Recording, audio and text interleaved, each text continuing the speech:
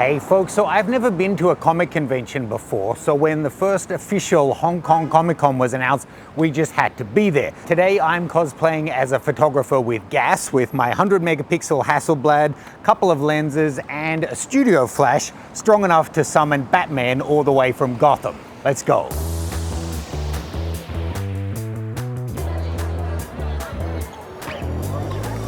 We have matching heads too. He's very serious. Hey buddy. We weren't the only ones trying to go on Saturday. It took us about 50 minutes to collect our tickets and get into the exhibition. Is this the one if I throw it, it will like explode? No. This is the real artist, you know? Oh, you're the best. Just come from the wind, not Gustavus goddamn it left. That's most pure. Very cool. Did you make this? I made it, yeah. Very cool.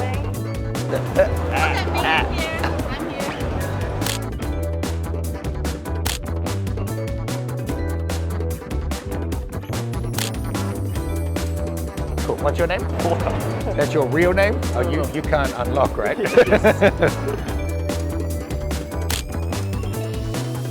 You need to not skip leg day, dude. Right? Wait, did you make this? Yeah, I draw it. Oh, that's really cool. What's your name? Giselle. Giselle, nice to meet you.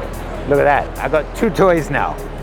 Now for this first part, I'm just walking around using the available light in the show. You can see the pictures are pretty flat. They're kind of grab shots, but that's why I've brought my light so I can show you how you can transform them into something really special.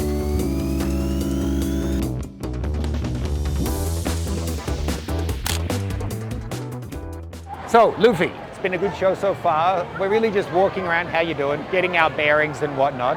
I think I'm gonna head back to that little corner, pop up a light and just see who comes past, and then we'll head over and check out the dedicated cosplay hall.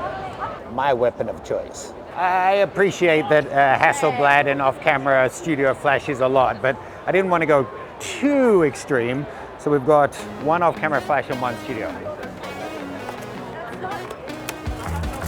Now I was shooting everything in manual that day. Fortunately, she was happy for me to just take some test shots to get the exposure balance right before having her step in against the black background to get some post shots.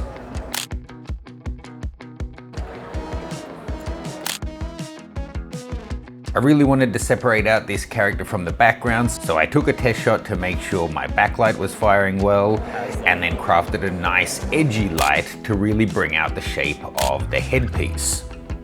We were really limited on space, so adjusting the angle of the light to get rid of the reflection in his glasses was proving to be a problem, so... Yeah. There you go. Great, thank They're you. But damaged? Okay, good. Great, thank you. Yeah, better. Yeah, no glasses. Yeah, it is better. What's your fun pose? Okay. This Deadpool impersonator was one of my favorite characters to meet on the day. It's funny how wearing the costume you can inhabit the character. He was so animated and fun to shoot. This is cool, but this is not the pose we talked about. Turn around. How did you get so cute, huh? I wonder if you're out of costume, are you shy, or are you like this in your whole life? I'm lucky I have a mask. Look towards the light. As I mentioned, I was shooting in war today, and every time we set up a shot, Deadpool would jump to a different position, so a lot of my shots were wildly underexposed, but thankfully the Hasselblad has dynamic range for days, so I was able to recover a lot of that in post.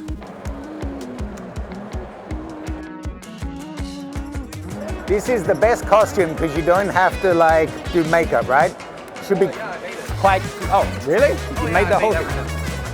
Let's come just a little bit further out. Going to blacken up the back. Take 1 step that way, yeah.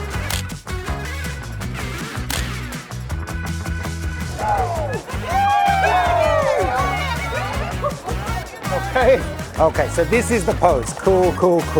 Now, I kept modifying the light to try and have a lighting setup that made sense for the different characters, considering the amount of work they put into their costumes, I think that's the least I could do. I really like how this one of the army guy worked out.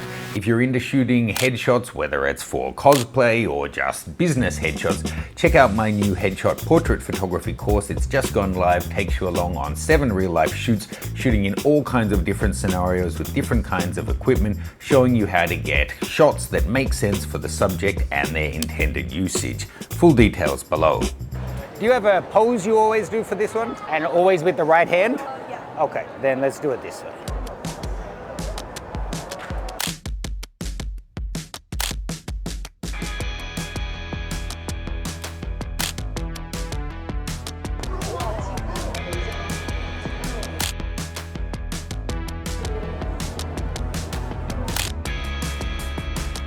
Next up, we headed over to the dedicated cosplay area, and suddenly I didn't feel like I'd brought too much gear. Some of the guys were shooting with 4, 5, and even 6 light setups. We met some really cool cosplayers here. Getting some different portraits was really fun.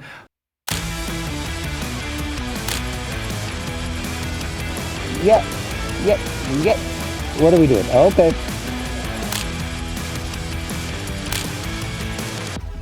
For a lot of these, I got down low to the ground so that I could eliminate a lot of the clutter in the background and just put the lights of the ceiling as their background of the picture.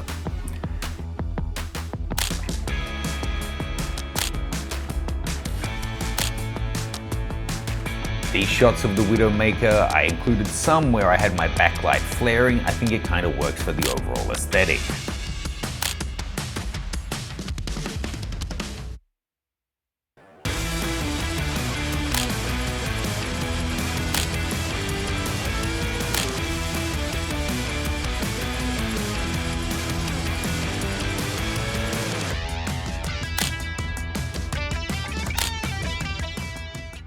Okay folks, so that was lots of fun. Cool to pick up the Spider-Man final swing suit action figure for my friend. Kind of cool to get all of these gifts from different people, and it was interesting that all of the people who gave little souvenirs were Breaking Bad enthusiasts. Maybe they think that I look like Heisenberg. Better put that down. I really enjoyed the kit that I was shooting with. As I said, there were some challenges shooting it all in manual mode because, you know, Deadpool, for example, kept moving so much. But just taking a look at some of the shots from the day, you can really see when you're relying on the available light at the show, you're quite limited in the image quality you're going to get, even with the highest quality camera. So switching in and using my lighting setup, we can get some really, really incredible shots. Now, he has a mask on, so we're not going to see too much when we zoom in, but you can basically see every single detail. And if you want to go in for little detailed crops on the outfits, is really cool. This is not the most imaginative shot, but it's one of the few cartoons that are from my era, so same to you, Cartman. I really like this one. As I said, I tried to get a different lighting setup for each of the different subjects in that little 30 seconds I had to tweak it. So here I think the gradient in the background works really well with the angular light and shadow on their helmet. This one with the light streaming through it felt very Deadpool. As I said, he was moving around so much, so some of these shots I had to recover more than 2 stops because he just totally went out of the zone of light. This one, I felt like the curvature in the background kind of framed him really nicely. And then these ones of the characters at the end, I don't know any of the characters, but it was really fun to shoot them. I thought this edge lighting, kind of backlighting, just picking up all of the fur was really nice. The Queen was a little bit of a challenge with her bright face and hair, and then that's closest to the light. I wanted to actually light her from below and make it a little bit spooky, but she said she's meant to be an elegant queen, not a scary queen, so I didn't go for that Halloween lighting. And then these final ones with the Widowmaker, she was really cool kind of costume and overall vibe as well. So let me know what you think of those. Do check out the new headshot photography course if you want to see more of that. There will also be some behind the scenes from our time at the show going up on Patreon. And I hope that I'll get to the New York Comic Con later this year. So let me know if you're going or if you're an enthusiast. Let us know any thoughts on this video. It's my first time to go to this kind of a show. And we'll see you soon. Cheers, guys.